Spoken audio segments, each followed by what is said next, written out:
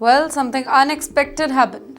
Israel's Prime Minister, Mr. Benjamin Netanyahu, has delivered a very strong and urgent message to the international community, calling for broader support as the whole situation continues to escalate. Ladies and gentlemen, his appeal signals a shift in how the conflict is being framed right now, not just as fighting between the two countries, but as a larger issue with global implications. Welcome to TimesXP's War Updates, and in his latest statement, Netanyahu described Iran as a direct threat, accusing it of targeting civilians, launching missile attacks, and contributing to instability across the Middle East. In fact, he emphasized that Israel is not only defending itself but also standing against what he called growing aggression that could affect other nations. And by doing so, he is attempting to position the conflict as one that extends beyond the national border. Well, this message is aimed at global leaders, including those in NATO and other allied groups as well.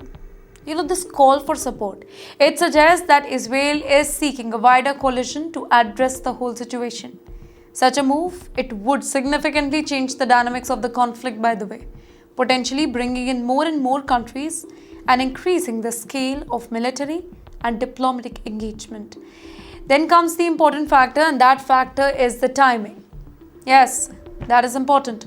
The conflict has intensified in recent days with increased military activity and rising tension across multiple areas.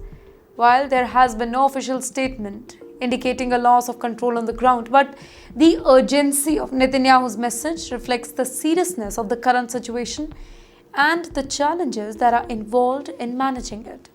In the meantime, let's look at for the third party here, the international community. This creates a very complex decision for them. Supporting Israel would strengthen alliances and provide additional resources, but it also carries the risk of deeper involvement in the conflict that could expand further. And on the other hand, remaining outside the conflict may limit the immediate risk but also affect the long-term strategic relationship, right? Well, there is also broader geopolitical dimension to consider here. If more countries become directly involved, the conflict could evolve into a multi-front or even multinational confrontation. And this would increase the chances of de-escalation and making resolution more difficult. It could also impact global stability, it could impact trade, it could impact energy market. Public opinion and political pressure are also playing a role here. Governments are facing questions from their own citizens about how to respond, specifically as media coverage and global awareness of the whole conflict, it continues to grow.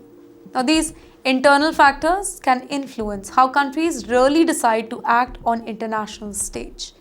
And at the very same time, the situation on the ground, it remains highly volatile. Military operations are ongoing and tensions have not eased. Though there is a 5-day halt that the United States has announced, yes, the US has said that they will not attack the infrastructure or any energy facility of Iran.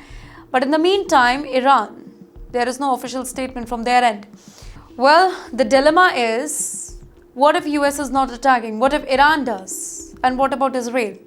Well, geopolitics is really complicated, and it's just a matter of time when we get to know what is the next move in this ongoing battlefield.